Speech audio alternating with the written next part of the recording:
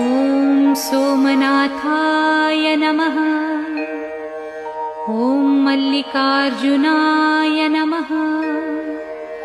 ॐ महाकालेश्वराय नमः।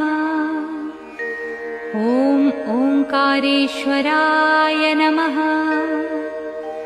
ॐ वैद्यनाथाय नमः। ॐ भीमशंकराय नमः। ॐ रामेश्वराय नमः। ॐ नागेश्वराय नमः।